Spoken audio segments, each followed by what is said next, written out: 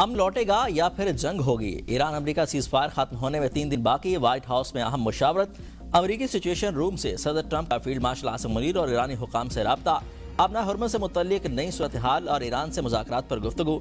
इजलास में अमेरिकी नायब सदर, वज़ीर ख़ारजा, वज़ीर जंग, चीफ ऑफ स्टाफ और दीगर की शिरकत। अमेरिका ईरान जंगबंदी की 15 रोज़ा मुद्दत खत्म होने के करीब। सदर ट्रंप ने कहा था कि इसी हफ्ते डील मुतवक्के है। ओवल ऑफिस में मीडिया से गुफ्तगू में ट्रंप ने कहा था कि ईरान अपना हुर्मुज़ दोबारा बंद करना चाहता है। वो अमेरिका को ब्लैकमेल नहीं कर सकता। ईरान से बहुत अच्छे मुज़ाकरात चल रहे हैं। अहम मालूमात का जल्द ऐलान करूंगा। अमेरिका ईरान मुज़ाकरात की नई तारीख ताहाल तय नहीं की जा सकी।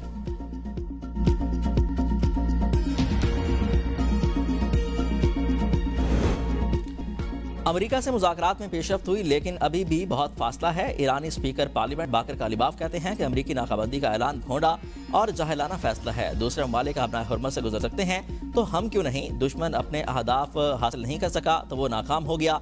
दुश्मन समझते था कि ईरान से 2 से 3 दिन में हथियार डाल देगा। हमने 40 रोज जंग लड़ी।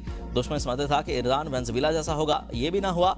अमेरिका ने नेटो को शरीक करने की कोशिश की, उसमें से भी किसी ने साथ नहीं दिया।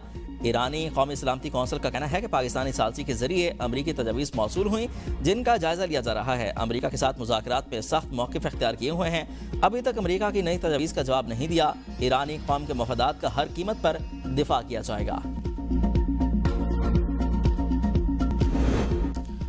मुश्तरका फ्रेमवर्क के बाद मुज़ाकरात की तारीख दी जा सकती है। ईरान के नायब वज़ीर ख़ारजा सईद खतीब ने कहा कि मुज़ाकरात में काफ़ी पेशरफ्त हुई थी, मगर अमेरिका ने फिर हद से ज़्यादा मुतालबात रख दिए और यही बात समझौता न करने का सबब बनी।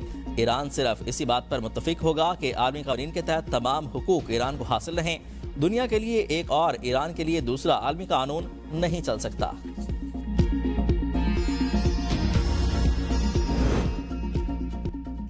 पेरिस में आलमी रहनुमाओं का इजलास। बरतानिया और फ्रांस समेत 40 से ज़्यादा इत्तेहादी शरीक हुए। इजलास में आलमी तिजारती रास्तों के तहफ़्फ़ुज़ पर इत्तफ़ाक़ राय किया गया। बरतानी वज़ीर ख़ारजा कहती हैं कि इजलास में अपना हुर्मुज़ में जहाज़ लाने के तहफ़्फ़ुज़ पर गौर हुआ। आलमी तिजारत के तहफ़्फ़ुज़ और महंगाई में कमी के लिए मुश्तरका हिकमत अमली पर इत्तफ़ाक़ हुआ। इजलास में अपना हुर्मुज़ में सिक्योरिटी बढ़ाने के मंसूबे पर गौर किया गया। अपना हुर्मुज़ से मुत्तल्लिक ट्रंप के बयानात की कोई हैसियत नहीं। बहरी जहाज़ हमारे ऐलानात पर अमल करें। पासदारान इनकलाब की बहरिया का खलीज में लंगरअंदाज जहाज़ों को हरकत न करने का हुक्म। कहा कि अपना हुर्मुज़ के करीब आने को दुश्मन के साथ ताउन समझा जाएगा।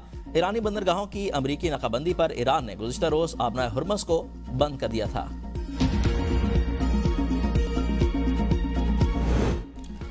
कशीदगी बढ़ी तो ईरान आलमी तेल मंडियां तबाह करने की सलाहियत रखता है। सीनियर ईरानी कमांडर बाकर रज़ाई नकदी की अमेरिका को वार्निंग। कहा कि ईरान ने अभी तक अपने सबसे तबाहकुन हथियारों को इस्तेमाल नहीं किया। बहुत से अहदाफ ऐसे हैं जिन्हें हमने निशाना नहीं बनाया। हम उन्हें अगले मरले के लिए महफूज रखे हुए हैं। ईरान की सबसे बड़ी ताकत उसकी ज़मीनी अफवाज हैं, जो अभी तक जंग में शामिल नहीं हुई। खित्ते में अमरीकी अड्डे ख़त्म न किए गए तो हम खुद जाकर उन्हें ख़त्म कर सकते हैं।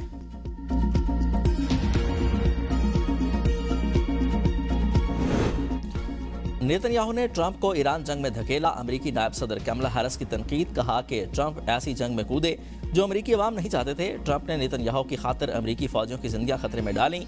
ईरान जंग के असरात अमेरिकी अवाम भुगत रहे हैं। अमेरिकी अवाम जंग की वजह से महंगा ईंधन खरीदने पर मजबूर हैं।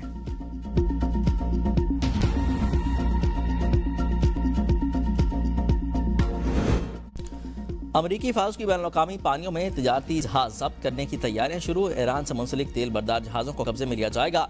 सेंटकॉम के मुताबिक नाकाबंदी के बाद अब तक 23 जहाज अमरीकी फोर्सेज की हिदायत पर वापस आ चुके हैं। अमरीकी बहरी अफवाज ईरान के बंदरगाहों में दाखिल या निकलने वाले जहाज़ों पर निगरानी रखी जा रही हुई है।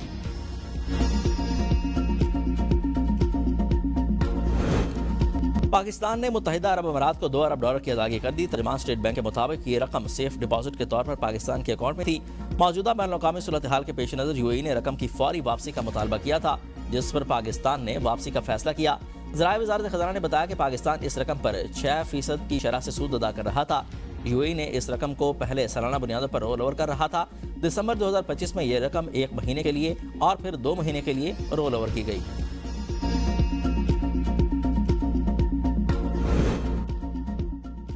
रहीम यार खान के इलाके खानपुर रेलवे क्वार्टर से मर्द और खातून की लाशें बरामद। 55 साल इशफाक मुगल को तेज धार आले, खातून को गला दबाकर कत्ल किया गया। पुलिस के मुताबिक दोनों लाशें अलग-अलग कमरों से बरामद हुई।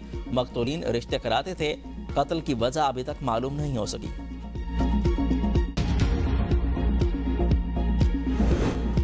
मुजफ्फरगढ़ में सफाकियत की इंतहा, खेतों में घुसने पर गाय की जुबान काट दी गई। वाकया मुजफ्फरगढ़ के इलाके लंगर सराय में पेश आया। गाय के मालिक का कहना था कि पहले भी नामालूम अफराद बकरियों को नुकसान पहुंचा चुके हैं।